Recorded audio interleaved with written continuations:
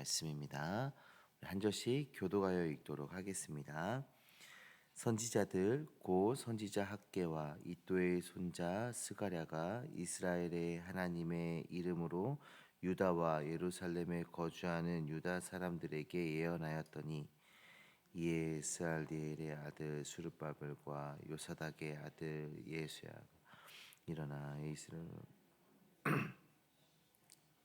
하나님의 선지자들이 함께 있어 그들을 돕더니, 그때에 유브라데강 건너편 총독 다뜨네와 스달보스네와 그들의 동관들이 다 나와 그들에게 이르되, 누가 너희에게 명령하여 이 성전을 건축하고 이 성곽을 마치게 하였느냐 하기로, 우리가 이 건축하는 자의 이름을 아뢰었으나 하나님이 유다 장로들을 돌보셨으므로 그들이 능히 공사를 막지 못하고 이 일을 다리오에게 아뢰고 그 답장이 오기를 기다렸더라.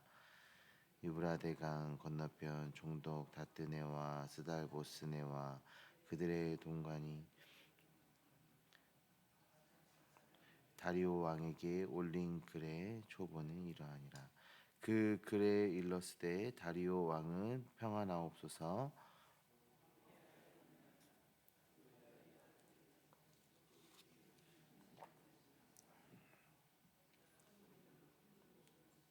벽에 나무를 얹고 부지런히 일함으로 공사가 그 손에서 형통하옵기, 우리가 그 장로들에게 물어보기를, 누가 너희에게 명령하여 이 성전을 건축하고 이 성곽을 마치라고 하였느냐 하고, 우리가 또 그 우두머리들의 이름을 적어 왕에게 아뢰고자 하여 그들의 이름을 물은즉, 그들이 우리에게 대답하여 이르기를, 우리는 천지의 하나님의 종이라. 예전에 건축하였던 성전을 우리가 다시 건축하였노라. 이는 본래 이스라엘의 큰 왕이 건축하여 완공한 것이었으나, 우리 조상들이 하늘에 계신 하나님을 노엽게 하였으므로 하나님이 그들을 갈대아 사람 바벨론 왕 느부갓네살의 손에 넘기심에, 그가 이 성전을 헐며 이 백성을 사로잡아 바벨론으로 옮겼더니, 바벨론 왕 고레스 원년에 고레스 왕이 조서를 내려 하나님의 이 성전을 다시 건축하게 하고, 또 느부갓네살이 예루살렘 하나님의 성전 안에서 금, 은 그릇을 옮겨다가 바벨론 신당에 두었던 것을 고레스 왕이 그 신당에서 꺼내어 그가 세운 종도 세스바살이라고 부르는 자에게 내주고, 일러 말하되, 너는 이 그릇들을 가지고 가서 예루살렘 성전에 두고 하나님의 전에 제자리에 건축하라 하매, 예루살렘 하나님의 성전 지대를 놓아 그때부터 지금까지 건축하여 오나 아직도 마치지 못하였다 하였사오니. 같이 읽습니다. 이제 왕께서 좋게 여기시거든 바벨론에서 왕의 보물 정각에서 조각하사 과연 고레스 왕이 조서를 내려 하나님이 이 성전을 예루살렘에 다시 건축하라 하셨는지 보시고, 왕은 이 일에 대하여 왕이 기뻐하신 뜻을 우리에게 보이소서 하였더라. 아멘. 살아계신 하나님의 말씀입니다. 사랑하는 성도님들, 우리의 신앙생활과 또 이렇게 사역들을 돌아보면 종종 잘 달려가다가 어느 순간 멈춰버리는 때가 있습니다. 어떤 문제 때문일 수도 있고, 우리의 마음이 낙심돼서일 수도 있고, 외부의 반대나 어떤 환경의 압박 때문일 수도 있죠. 오늘 본문은 바로 그 멈춰버린 하나님의 일을 다시 움직이게 하시는 그 하나님의 이야기가 담겨져 있습니다. 이스라엘 백성들은 바벨론 포로에서 돌아와 가장 먼저 성전 재건을 시작했습니다. 그러나 사마리아 사람들과 주변 민족들의 반대와 방해가 너무 심했습니다. 그래서 결국 공사가 중단되었죠. 그 멈춤의 시간이 무려 16년의 시간이었습니다. 성도님들, 16년 참 긴 시간이지 않습니까? 16년 동안 어떠한 사역들이 멈춰버렸어요. 그러면 이제 끝났구나. 하나님이 기회를 주셨지만 우리가 그것을 해내지 못했구나. 이 일은 하나님의 뜻이 아닌가? 뭐 이런 생각들이 들 수 있습니다. 그러나 하나님의 일은 사람의 방해로 끝나지 않습니다. 멈춤처럼 보이지만 하나님은 그 시간 속에서도 일하시고 준비하고 계십니다.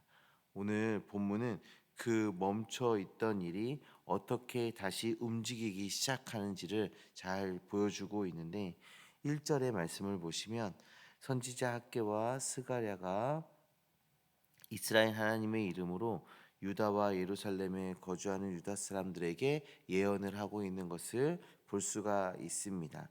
길게 멈춰 있던 성전 재건은 어떠한 전략이나 어떠한 세력이나 어떤 재정으로 시작되는 것이 아니라 하나님의 말씀이 다시 임하는 것으로 시작되고 있는 것입니다.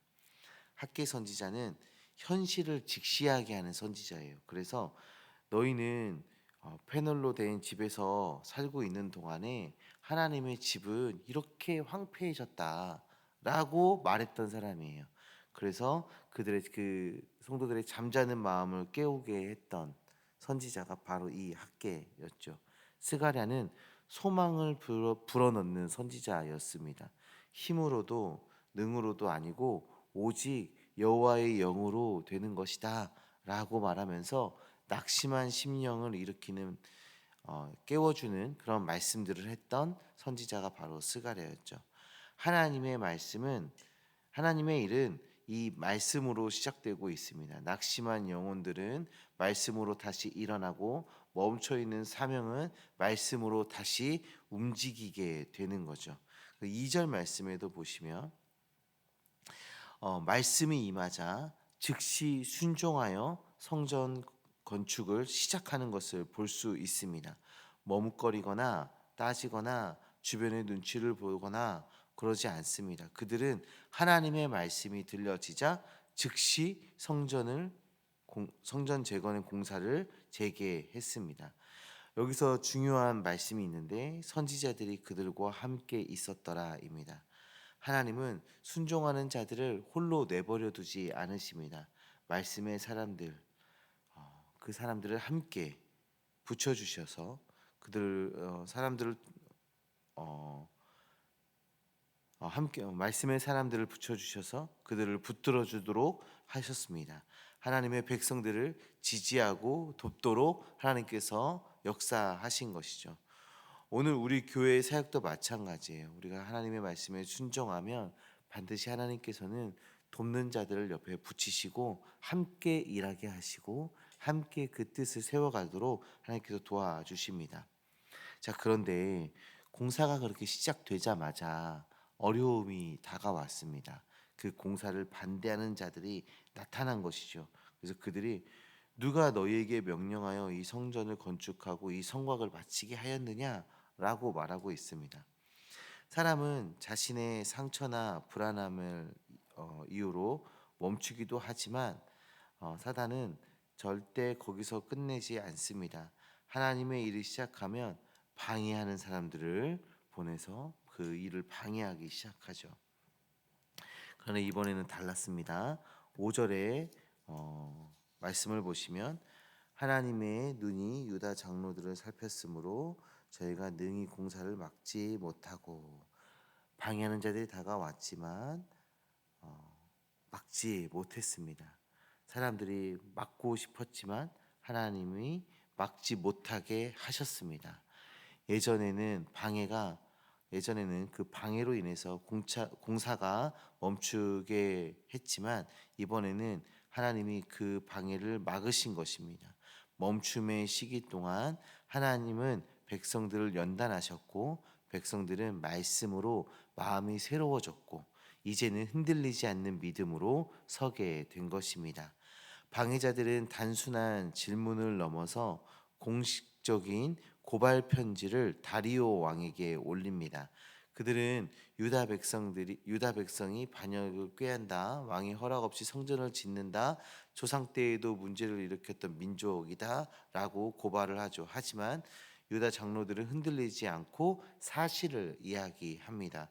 우리가 우리의 하나님의 집을 건축합니다. 우리는 하나님의 종들입니다. 이것은 고레스 왕이 명령한 일입니다. 그런 이야기들을 그 편지에 담아 보내게 되는 거죠. 이 고발 편지는 오히려 고레스의 칙령을 다시 확인하는 계기가 되었습니다.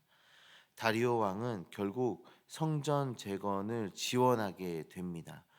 공격이 오히려 하나님의 일을 추진하는 추진력이 되는 것을 볼 수가 있죠. 오늘 본문은 우리에게 큰 세 가지의 교훈을 말씀해주고 있습니다. 첫째는 말씀은 죽은 사명을 다시 일으킨다라는 것입니다. 혹시 우리 성도님들의 삶 가운데에도 멈춰 있는 사명이 있으십니까? 회복해야 하지만 밀어놨던 관계, 하나님께 드려야 했던 예배와 또 헌신, 시작했다가 포기해버린 비전, 하나님이 주신 마음이지만 현실 때문에 내려놓았던 일들, 그런 것들이 있으십니까? 그 어떤 것도 끝난 것이 아닙니다. 하나님의 말씀이 다시 임하면 죽은 것처럼 보였던 사명도 다시 살아나게 되는 것입니다. 그 하나님의 말씀에 귀 기울이시고 그 하나님의 말씀에 순종하시길 소망합니다. 둘째는 순종할 때 하나님은 함께할 사람을 붙여주신다라는 것입니다.